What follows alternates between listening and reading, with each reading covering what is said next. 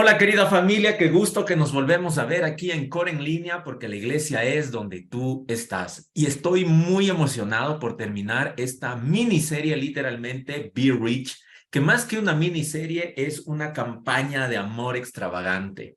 Sí, a través de esta serie estamos aprendiendo a cómo ser ricos, pero para con Dios eso es lo que significa Be Rich.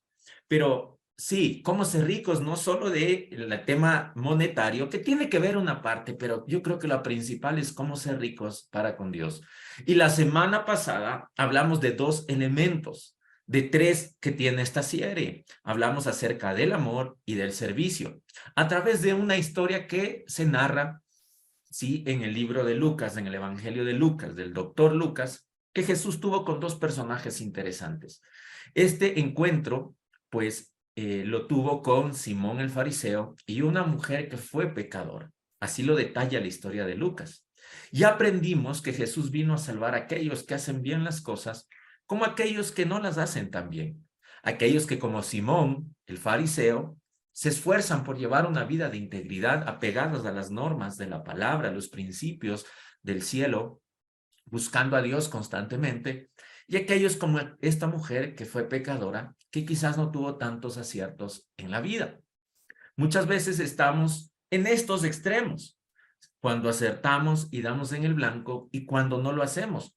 Pero la clave es que estos dos extremos, de aquellos que hacen el bien como aquellos que no les va tan bien o que no aciertan en la vida, necesitan salvación. El punto es que tú y yo nos encontramos muchas veces en estos extremos. Temporadas donde acertamos en el blanco y nos sentimos bien y sentimos que estamos bien con Dios, que las cosas están fluyendo, y otras temporadas donde no damos en el blanco, donde nos equivocamos, algunas veces sin intención y otras veces de manera intencional. Sí, yo sé que te ha pasado, a mí también me ha pasado, y es por eso que Jesús viene por estos extremos, por Simón el fariseo y por una mujer que había sido pecadora, ¿ok? Entonces, ya no se trata de si hago bien o hago mal, si doy en el blanco o no, sino que se trata de la obra perfecta de Jesús en la cruz, y a través de su resurrección podemos tener justicia, algo que no tenemos sin Jesús, y lo mejor de todo es que podemos tener una relación con el Padre Celestial, quien nos ayuda, nos sostiene y nos sustenta. Y es a través de esta relación que ya no solo vamos a poder acertar en el blanco, sino que aquellas ocasiones cuando no demos en el blanco no van a definir nuestra vida o nos van a tener encarcelados. Y es así como podemos amar y expresar ese amor perfecto a través del servicio al prójimo, ya no porque se merece o no nuestro amor o servicio, sino porque empezamos a seguir el ejemplo de nuestro Señor y Salvador Jesucristo y descubrimos que hay más dicha y felicidad en amar y servir a nuestro prójimo. Así que si quieres más detalles del mensaje de la semana anterior, te invito aquí en Core en línea que lo puedas buscar y ponerte al día. Y si estuviste la semana anterior, pues vamos a entrar en este segundo capítulo de la campaña Be Rich, ¿ok? Así que quiero que me acompañen a una historia en la que Jesús enseña este principio, el cual vamos a hablar el día de hoy, que se refiere a dar. Y a través del dar, el ser humano tiene mayor bendición y mayor dicha cuando da. Pero para Dios hay mayor bendición y mayor dicha cuando recibimos de Él. Así que quiero mostrarte una historia muy práctica que Jesús pone en escena para enseñarnos este principio y que sigue vigente hasta el día de hoy. El doctor Lucas describe este encuentro entre Jesús y dos hermanas, María y Marta, en Lucas capítulo 10, verso 38 en adelante. ¿Ok? Dice, mientras Jesús iba de camino, entró en una aldea y una mujer llamada Marta lo hospedó en su casa. ¡Qué generosa Marta! Imagínate, Jesús era un forastero y le invita a quedarse en casa. Quizás ella había escuchado, sí, de Jesús, porque él era un personaje, el personaje del momento, las multitudes lo seguían. Así que Marta invita a quedarse en casa a Jesús. Pero recuerden que Jesús no viajaba solo. ¿Se recuerdan? Él tenía su equipo, sus discípulos, sus amigos. Verso 39 dice, Marta tenía una hermana llamada María, la cual se sentó a los pies de Jesús para escuchar lo que él decía. Interesante. Aprendimos este principio también hace unas semanas atrás. Siempre que vamos a recibir de parte de Dios, está esta imagen de estar sentados a los pies de Jesús. María se sentó a los pies de Jesús para escuchar lo que él estaba enseñando, para escuchar esos principios eternos, para escuchar la manera de vivir esta vida y ser felices, bienaventurados y dichosos. Pero, verso 40, pero como en las buenas historias, en las buenas películas, hay un pero. Dice, pero Marta, que estaba ocupada con muchos quehaceres, diga conmigo, muchos quehaceres, se acercó a Jesús y le dijo, Señor, ¿no te importa que mi hermana me deje trabajar sola? Dile que me ayude. Y mira, estar ocupado en muchos quehaceres no necesariamente es malo. El tema es cómo está tu corazón en esos muchos quehaceres, porque hay una gran diferencia en los muchos quehaceres con un corazón que desconfía de Dios, con un corazón que piensa que Dios no le importamos o no tiene cuidado de nosotros, versus un corazón que está seguro del amor, de la gracia, del favor, de la paz, de las promesas, de la provisión de nuestro Padre Celestial. Mira, cuando hay muchos quehaceres, hay muchas ocupaciones, cuando hay muchas cosas que hacer, cuando hay muchas necesidades, nos ocupamos en muchas cosas y es allí cuando empezamos a dudar del amor, del cuidado de Dios. Mira, Marta va y le reclama a Jesús, hey, ¿no te importa? Yo no te importo, te dejé de importar. Mira que te acabo de invitar a mi casa y ya te olvidaste de mí. Estoy sola. Dile a mi hermana que me ayude. El verso 41. Jesús le respondió, Marta, Marta, estás preocupada y aturdida con muchas cosas, pero una sola cosa es necesaria. Y María escogió la mejor parte y nadie se la quitará. ¡Wow! ¡Qué tremendo! Jesús le responde, Marta, estás muy preocupada y aturdida con muchas cosas. Pero hay una cosa que es importante, hay una cosa que es eterna, que es la mejor parte, la que nadie te puede quitar. ¿Por qué? La mejor parte es eterna. En otras palabras, escúchame. Juan, el discípulo amado de Jesús, nos recuerda las mismas palabras de Jesús. Juan, capítulo 6, verso 63, dice, el Espíritu es el que da vida. La carne para nada lo aprovecha. Las palabras que yo les he hablado son espíritu y son vida. María se sentó a los pies de Jesús a escuchar las palabras de Jesús. Y las palabras de Jesús son espíritu, vienen a tu espíritu y luego de tu espíritu fluye la vida que vivimos. Por eso te decía, hay una gran diferencia en vivir, en enfrentar la vida con un corazón que está descansado, que ha reposado, que confía en Dios, y un corazón que está preocupado, aturdido, y que cree que Dios se ha olvidado de esa persona. Es más, mira la conclusión del apóstol Pedro en el mismo capítulo de Juan, capítulo 6. Verso 68, Simón Pedro le responde a Jesús, Señor, ¿a quién iremos? Solo tú tienes palabras de vida eterna. Y es que, una vez más, cuando hablamos de dar, sí, para el ser humano es más bienaventurado, dichoso y feliz dar, pero para Dios hay más dicha, hay más bendición. Cuando tú y yo nos sentamos y recibimos primero de Él, recibimos sus palabras, recibimos su presencia, recibimos su descanso, recibimos su amor, recibimos su perdón, recibimos su gracia, recibimos sus promesas. Y una vez que hemos recibido que lo hemos palpado, que lo hemos disfrutado, podemos dar. Podemos darnos a través del servicio, podemos dar a través de del dinero o a través de contribuciones, no sé, tantas maneras de dar. Amada iglesia, que bendice al Señor que usted y yo podamos recibir primero, sino cómo podemos dar, cómo puedes dar algo que no tienes. Cuando tú y yo comprendemos este principio, que cuando de dar se trata, para el ser humano, por supuesto, hay bendición, hay dicha, hay alegría y felicidad cuando da. Pero para Dios hay más bendición, hay más dicha, hay más alegría, hay más gozo cuando recibimos de Él. Y cuando tú comprendes esta verdad, puedes entender las palabras del apóstol Pablo que le escribe a la iglesia de Corinto en el capítulo 8, versos 1 en adelante. Dice, hermanos, también queremos contarles acerca de la gracia que Dios ha derramado sobre las iglesias de Macedonia. Cuando damos, esto se vuelve un testimonio para con Dios y con las personas.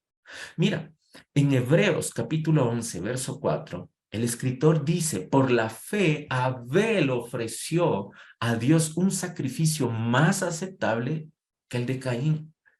Y por eso fue reconocido como un hombre justo. Y Dios aceptó con agrado sus ofrendas. Y aunque Abel está muerto, todavía habla por medio de su fe. ¿Qué habla acerca de la fe de Abel? Sus ofrendas. Por eso es que Pablo empieza esta carta diciendo, queremos contarles acerca de la gracia que Dios ha derramado sobre las iglesias de Macedonia. Mira, sigamos leyendo la carta de Pablo a la iglesia de Corinto, las instrucciones que Pablo le da y el principio que estamos aprendiendo este día, cuya generosidad se desbordó con gozo y en ricas ofrendas, a pesar de su profunda pobreza y de las grandes aflicciones por las que han estado pasando. Y es que, querida iglesia, cuando tú recibes primero de Dios, independientemente de tu situación actual, tú puedes dar, tú puedes darte. ¿Cuándo puedes dar? Cuando conoces la gracia de nuestro Señor Jesucristo. El verso 3 dice, yo soy testigo de que ellos han ofrendado con espontaneidad. O sea, no era algo como que lo tenían preparado o planificado, que es bueno hacerlo, ojo, de que lo han hecho en la medida de sus posibilidades e incluso más allá de estas. ¡Qué tenaz! Verso 4, insistentemente nos rogaron que les concediéramos el privilegio de participar en este servicio para los santos. Puedes ver que dar no es una obligación. Cuando comprendes que Dios te ha dado tanto en la persona de Jesús, de su Hijo amado, el dar se vuelve un privilegio, no una carga, no una obligación. Por eso no debes sentirte condenado ni culpado cuando no puedes dar, cuando quizás no tienes. Yo lo que te animo o lo que hago cuando estoy en esas situaciones, voy delante de Dios en oración, en mi lugar secreto, a recibir de Él primero. Sigamos leyendo. Mira, verso 5, e hicieron más de lo que esperábamos, pues primeramente se entregaron al Señor, lo que te decía hace un instante, y luego a nosotros por voluntad de Dios. Por eso le rogamos a Tito completar la obra de gracia que ya había comenzado en ustedes. Tito fue a enseñar acerca de Jesús en la iglesia de Corinto, en estas iglesias de Macedonia, perdón. Por lo tanto, ya que ustedes sobresalen en todo, es decir, en fe, en palabra, en conocimiento, en todo esmero y en su amor para con nosotros, sobresalgan también en este acto de amor. Amada iglesia, un sinónimo de amar es dar. Un sinónimo de amar a Dios, de amar a las personas, es dar. No es que les esté dando órdenes. ¿Se recuerdan que el dar es un privilegio? Pablo lo aclara. Hey, esto no es una orden, no es una obligación, sino que quiero ponderar la sinceridad del amor de ustedes en comparación con la dedicación de otros.